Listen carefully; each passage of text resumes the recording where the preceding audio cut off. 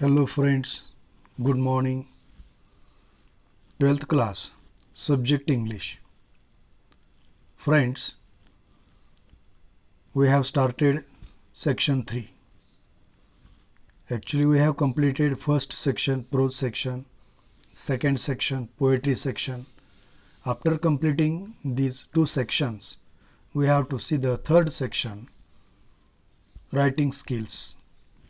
Friends, in writing skills, we have seen 3.1 summary writing, and after summary writing we have to see the next topic, very important topic, 3.2 do schools really kill creativity, mind mapping. Mind mapping याचा अर्थ मनाचा नकाशा.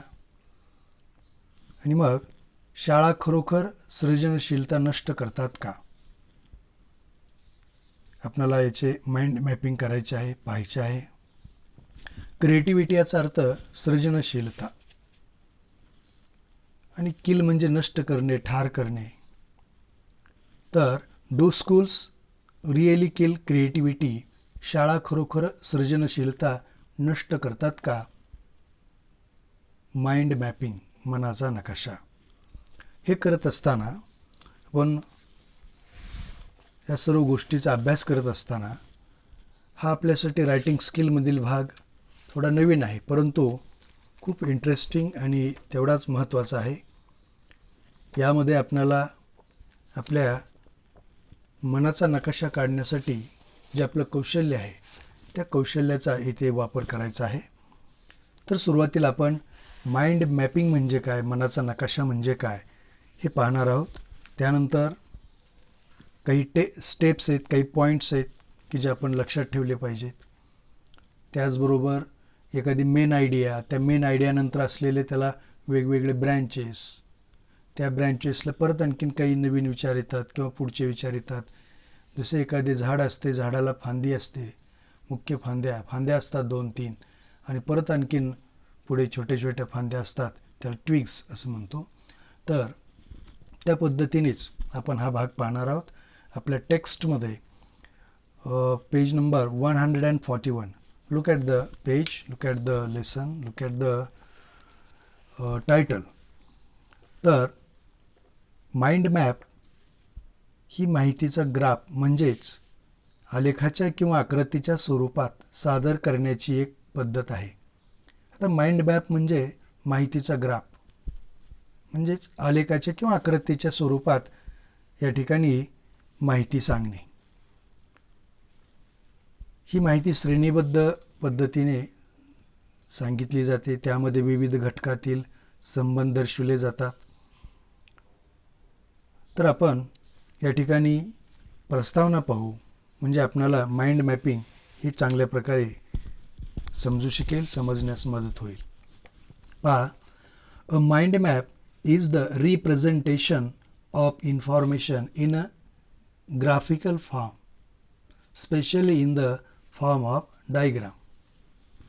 तर mind map म्हणजे माहितीचा graph म्हणजेच आलेखाच्या किंवा आकृतीच्या स्वरूपात सादर करण्याची एक पद्धत आहे.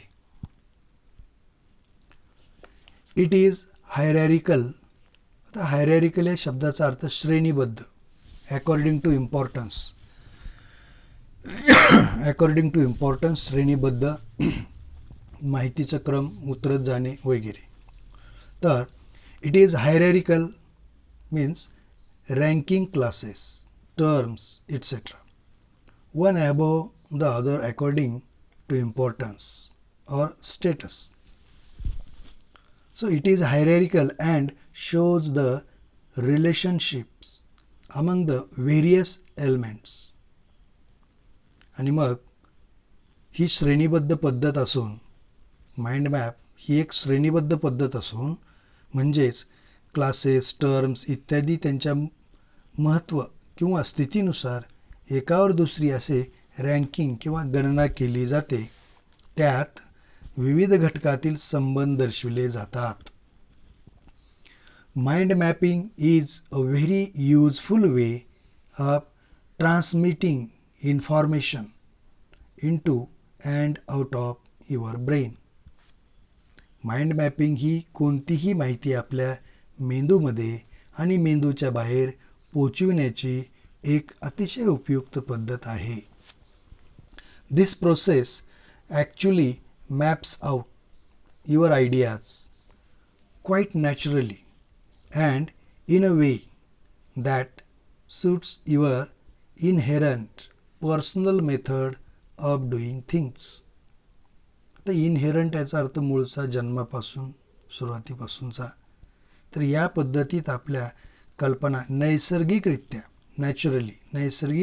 आणि आपल्या काम करण्याच्या स्वाभाविक वैयक्तिक पद्धतीला अनुसरून मॅप आऊट केल्या जातात, म्हणजेच मांडल्या जातात. तर ही आपण प्रस्तावना पाहिल्यानंतर points to remember while making a mind map.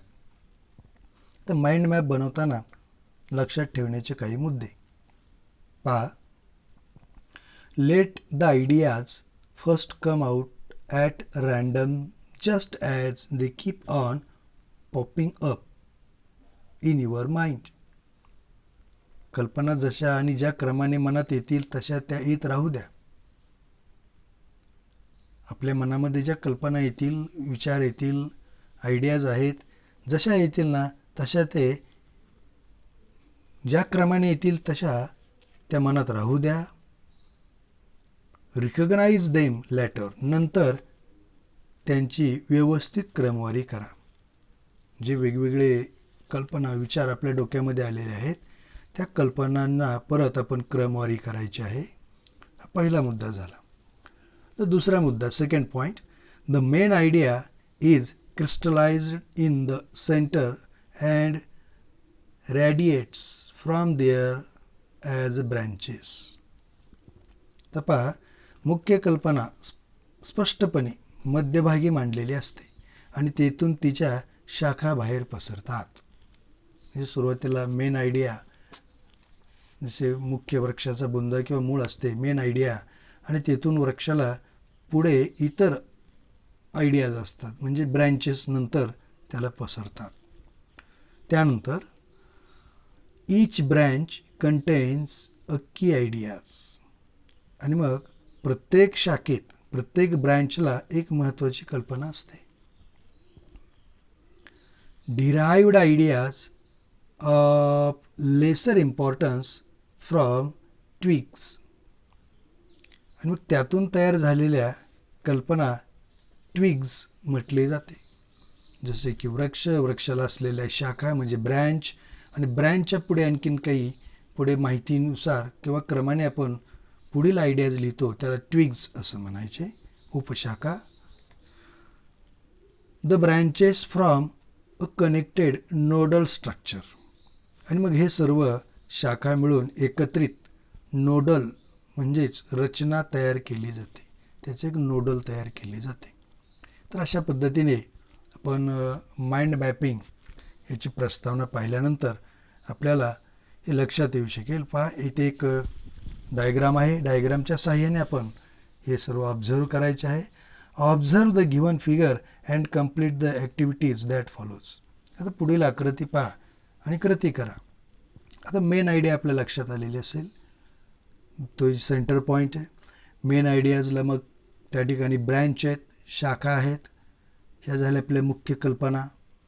त्यानंतर त्या ब्रँचला परत ट्विग आहेत, आणि मग असे जे ट्विग्स आहेत त्या आपले असलेले माहितीनुसार त्या ठिकाणी आपण आपल्या कल्पना पुढे लिहिलेल्या आहेत, मांडलेल्या आहेत. म्हणजे एक मुख्य कल्पना येते आणि त्या कल्पनेतून पुढे आणखीन कल्पना विस्तार होतो. तर हे करत असताना हे मुद्देसुद्धा महत्त्वाचे आहेत. पहा, see the diagram and read the 3 points. Replace the main idea by any other thought or title of your own. Second, add 3 supporting ideas to the main idea as their branches. आता म्हणजे जी आपली मुख्य कल्पना आहे ती मुख्य कल्पना आपण काय आहे त्याला टायटल द्या. जसं मेन आयडिया जे आहे त्याला आपण टायटल द्यायचे, सेंटर पॉईंट. त्यानंतर कमीत कमी त्याला 3 branches supporting ideas, 3 branches. And last point, add 2 ideas to one of the branches. आपण ज्या काही समजा 3 शाखा किंवा ब्रँचेस काढू, 3 मुख्य कल्पना असतील, त्याला प्रत्येकाला 2-2 तरी पुढे उपकल्पना आपण पुढे जोडायच्या आहेत. We have to add 2 ideas to one of the branches that explains the meaning of the branch. आणि मग पुढे जे ट्विग्स काढायचे आहेत आपल्याला, त्या ट्विग्समुळे ती ब्रँच एक्सप्लेन झाली पाहिजे. पहा, त्या ट्विग्समुळे ती ब्रँच एक्सप्लेन झाली पाहिजे, ब्रँच समजली पाहिजे. आणि या ब्रँचेस समजल्यानंतर जे सेंटर आपली मेन आयडिया आहे, ती मेन आयडिया आपल्या लक्षात येऊ शकते. After this we have to see one work, one activity. This activity is in our text. In the text, complete. Look there. We have to complete the given blank spaces. Balloons. मग ते square असेल, rectangle असेल, balloons असतील, काही web chart असेल, तर तो आपण कंप्लीट करायचा आहे. Complete the given blank spaces, balloons with your ideas in the figure that describes your basic preparation for the HSC board examination. Also complete the activities that follows. आता प्रश्न आपल्याला activity अशी दिलेली आहे, पहा, तुमच्या HSC परीक्षेच्या मूलभूत तयारीचे वर्णन करणाऱ्या पुढील जाल तक्त्यातील रिकाम्या जागा, चौकटी स्वतःच्या कल्पनेने भरा. त्यापुढे दिलेली कृतीसुद्धा पूर्ण करा. आता आपल्याला सेंटर आयडिया किंवा मेन ब्रँच इथे दिलेली आहे, पहा, किंवा एक कल्पना विस्तार पहा, preparing for the HSC board examination. आणि मग बाकीचे आपण त्या ठिकाणी बॉक्सेस कंप्लीट करायचे आहे. एक आपल्याला दिलेलं आहे किंवा आपण कशा पद्धतीने 12वी परीक्षेची मूलभूत तयारी करू, त्याचे वर्णन काय करता येईल, तर आपण through reading of all text books. कशा पद्धतीने आपण तयारी करतो, रीडिंग ऑल टेक्स्ट बुक्स. आणखीन काय करू शकता, तुमचे विचार काय असू शकतात, attending college classes, attending practicals. आणखीन काय कराल, डुईंग स्टडी ॲट होम. आणखीन going to attend seminars. Then group discussion. Then reading text and complete homework. आणखीन काय पुढे दिलेले आहेत पहा, पुढे दिलेले आहेत पहा, allocating sufficient time for revision. आणि मग त्या ठिकाणी असलेल्या रिव्हिजनसाठी आपण एक पुरेसा वेळ, त्याचं नियोजन, प्रिपेरिंग अ टाईम टेबल. त्यानंतर वेळापत्रकाची तयारी, त्यानुसार पूर्वतयारी करत सर्व अभ्यास, through reading of all text books. आणखीन आपण काय कराल, writing practice for specific hours. 12वीचा अभ्यास करत असताना, बोर्डची तयारी करत असताना त्या ठिकाणी पूर्वतयारीमध्ये आपण खास असा विशिष्ट वेळ त्या ठिकाणी लिखाणासाठी देतो किंवा लिखाणाचा सराव ठेवण्यासाठी देतो. Memorisation of equations and formulas. हे जे इक्वेशन्स किंवा फॉर्म्युलेज आहेत त्याचं स्मरण, पाठांतर किंवा ते आपल्या लक्षात राहण्यासाठी परत परत आपण त्याचा अभ्यास. Providing time for relaxation and physical exercise. याचबरोबर आपले जे काही थोडा आरामाचा वेळ, विश्रांती, त्याचबरोबर काही फिजिकल एक्झरसाइज, याच्यासाठी सुद्धा आपण निश्चित वेळ देणार आहोत. Preparing memory maps and mnemonics. आणि मग ह्यासाठी सुद्धा आपण त्या ठिकाणी वेळ, मेमरी मॅप्स वगैरे. Going through the college notes and making condense self notes. आणि मग या सर्व गोष्टी करत असताना नोट्सचा अभ्यास, वैयक्तिक अभ्यास, कॉलेजचा अभ्यास, कॉलेजमधून मिळालेले मार्गदर्शन, ह्या सर्व गोष्टी करून आपण त्या ठिकाणी प्रिपरेशन करत आहोत. तर आपल्याला इथे एक ॲक्टिव्हिटी दिलेली आहे, पहा, complete a similar type of detail graphical figure in your own style, showing the thoughts ideas, concepts that keep on generating in your mind, and then you choose a particular style, design, or a graphical representation to describe the same idea, facts, situations. Then this type of presentation can be called mind mapping. आणि मग अशा पद्धतीचे जर presentation असेल त्याला आपण mind mapping म्हणू. Use different shapes. आता माइंड मॅपिंग करत असताना किंवा आपण कल्पना विस्तार त्या ठिकाणी करत असताना, मनाचा नकाशा बनवत असताना मुख्य कल्पना, त्याला असलेले ब्रँचेस आणि त्या ब्रँचेसला परत असलेल्या ज्या काही ट्विग्ज आहेत हे बनवतो. हे करत असताना आपल्याला arrows, shapes, lines, connectors, balloons, boxes, curved, arrows, colours, scribbles, scrolls, explosions अशा सर्व गोष्टीच्या सहाय्य करून ते डिस्क्राईब करता येते, पाहता येते. So use different shapes, arrows, lines, connectors, balloons, boxes, curve arrows, colors, scribbles, scrolls, explosions, etc. to describe your point of view. For example, इथे दिलेले आहे आणि मग हे सर्व आपण पाहिलेले आहे. आता हे सर्व पाहत असताना preparation for the English subject. आत्ता आपण पाहिले preparing for the HSC board examination. आता बोर्डचे परीक्षेची मूलभूत तयारी आपण कशी करतो त्याचे वर्णन करणारे आपण भाग पूर्ण केले. आता आपण इंग्रजी विषयाची तयारी करत असताना कोणकोणत्या गोष्टीचा भाग पाहतो किंवा कशा पद्धतीने आपण तयारी करतो पहा. तर इंग्लिश म्हटल्यानंतर तुम्हाला माहिती आहे हा सेंटर पॉईंट झाला, मुख्य idea. Preparation for the English subject, this is main idea. आता याला ब्रँचेस किती आहेत? आपलं इंग्लिशचं टेक्स्ट तुम्ही पाहिलेलं आहे मित्रांनो, तुम्ही इंग्लिशचं टेक्स्ट पाहिलेलं आहे, अभ्यास केलेला आहे. How many sections are there? 4 sections. मग त्या ठिकाणी असलेल्या 4 आयडियाज, कोणकोणत्या 4 आयडियाज आहेत? प्रोज सेक्शन आहे, त्यानंतर पोएट्री सेक्शन आहे, त्यानंतर रायटिंग स्किल हे 3rd सेक्शन आहे आणि 4th सेक्शन नॉव्हेल. ह्या मेन आयडियाज झाल्या. मग प्रोजमध्ये काय आहेत? त्या ठिकाणी लेसन्स आहेत, परत काय आहे त्या ठिकाणी? व्होकॅब्युलरी आहे. पहा pros section, this is the main branch and what is the tweaks to the main branch? Vocabulary. And what is the another tweaks in the vocabulary? Antonyms, synonyms. आणखीन vocabulary मध्ये काय असते पहा त्या ठिकाणी? Make nouns, make verbs, make adjective. असे vocabulary मध्ये आणखीन आपल्याला ट्विग्स या ठिकाणी बनवता येतील. पुढे ग्रामर ही एक ब्रँच आहे. मग ग्रामरला आणखीन काय सब ब्रँचेस आहेत पहा. ट्विग्स काय आहेत छोट्या छोट्या. तर ग्रामरमध्ये रिपोर्टेड स्पीच आहे, ट्रान्सफॉर्मेशन आहे. ट्रान्सफॉर्मेशनचे ट्विग्सला आणखीन काय कल्पना विस्तार करता येईल?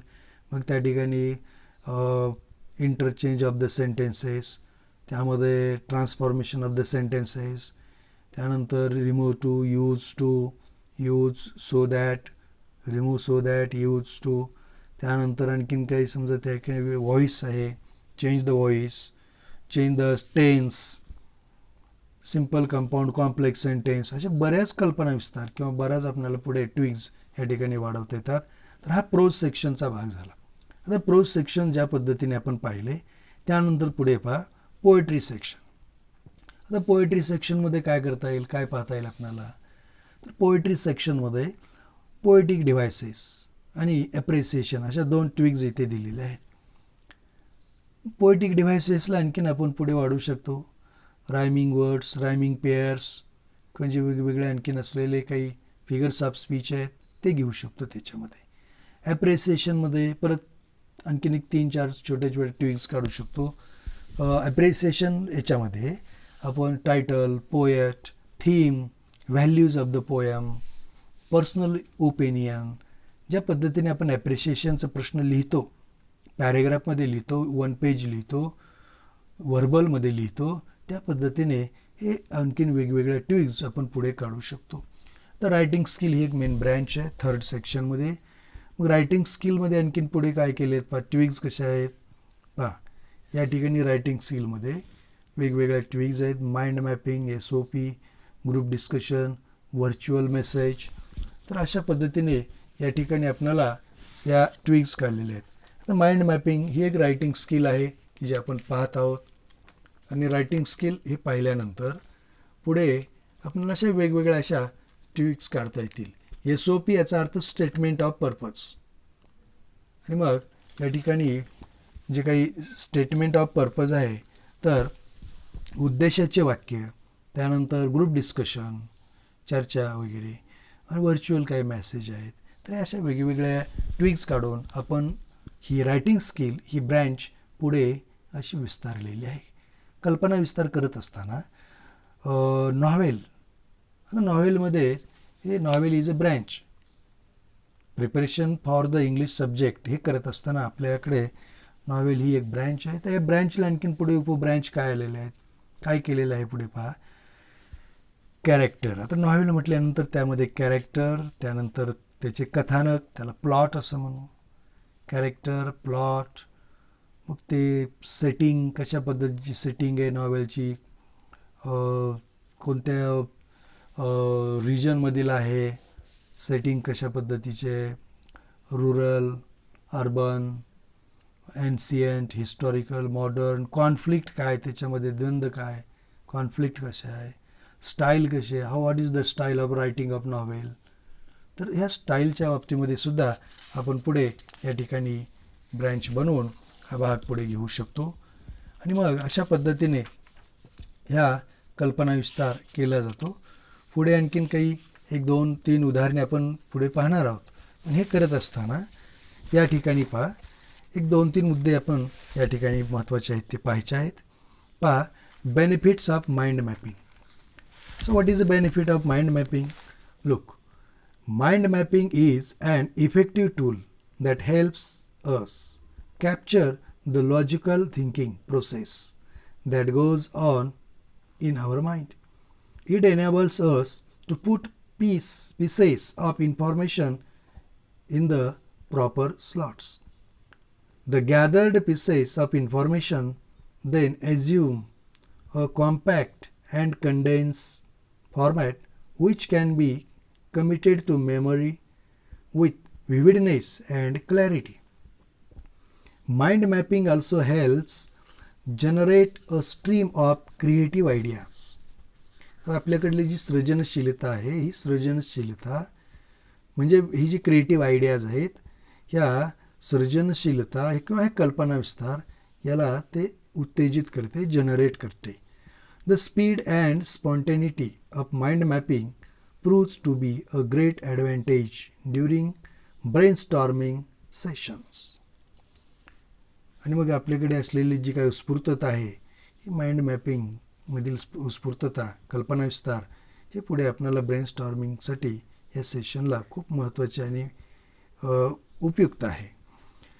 त्यानंतरचं आपल्याला पॉईंट्स या ठिकाणी पाहता येईल. पहा, हे सर्व पॉईंट्स पाहत असताना निश्चित आपण या ठिकाणी एक गोष्ट पाहणार आहोत, ते म्हणजे uses of mind map in a note making. आता नोट मेकिंगमध्ये माइंड मॅपिंगचा उपयोग काय. Mind mapping is a creative way of note making. We do not remain just passive listeners, nothing down points mechanically. आता आपण माइंड मॅपिंग करत असताना note making केले पाहिजे, नोट टेकिंग केले पाहिजे. आता नोट टेकिंग म्हणजे मुद्दे घेणे, उचलणे, ऐकणे, लेक्चर ऐकणे, भाषण ऐकणे आणि मुद्दे उचलणे, त्याला नोट टेकिंग म्हणायचे. आणि नोट मेकिंग म्हणजे रीडिंग केल्यानंतरचे जे मुद्दे काढतात त्याला नोट मेकिंग म्हणायचे. आणि मग हे टेकिंग करत असताना फक्त ऐकायचे नाही, पॅसिव्ह लिसनर व्हायचे नाही, फक्त ऐकले म्हणून नाही, तर आपण रनिंग नोट्स घेतल्या पाहिजेत, पॉईंट्स घेतले पाहिजेत. आणि मग इमॅजिन करून आपण ते पुढे एक्सप्लेन करू शकतो. On the contrary, mind mapping helps us put our creative slaves in the process. Thus, we become the co-producers of the information. Using mind mapping in a note-taking also enables us to structure the information to suit our natural inclinations of arrangement. आणि मग inclination याचा अर्थ उतरण, उतार, संगती, urge to act, person's, nature, tendency. Then difference between mind mapping and concept mapping. संकल्पना म्हणून आपण त्याला फार तर concept. A concept map is a diagram. एखादी कल्पना किंवा त्याचे चित्र म्हणजे एक आकृती असते. A concept map is a diagram that shows the suggested relationships among concepts. Concepts makes unlike the mind maps, allow more divergence due to their multiple hubs and clusters. Mind maps are often restricted to radial hierarchies, radial hierarchies and tree structures. Another feature that distinguishes mind map from a concept map is that a mind map, the basic idea is embodied in the center image and the main themes radiate from the center as branches. This then branches up further as twigs. मग अशा पद्धतीने पुढे या ट्विग्ज कशा वाढवल्या जातात, त्याचबरोबर त्या ठिकाणी मुख्य आयडियापासून ब्रँचेस आणि ब्रँचेसच्या नंतर त्या ठिकाणी ट्विग्ज कशा वाढवल्या जातात हे आपण पाहिलं. यामध्ये हा जो काही डिफिकल्ट वर्ड आहे, तर हायरार्किकल शब्द माहिती आहे आपल्याला. हायरार्किकल म्हणजे श्रेणीबद्ध. तर हायरार्कीज याचा अर्थ त्या ठिकाणी श्रेणीबद्ध पद्धतीने असा होतो. Friends, okay, we will see the next examples in the next videos. See you tomorrow.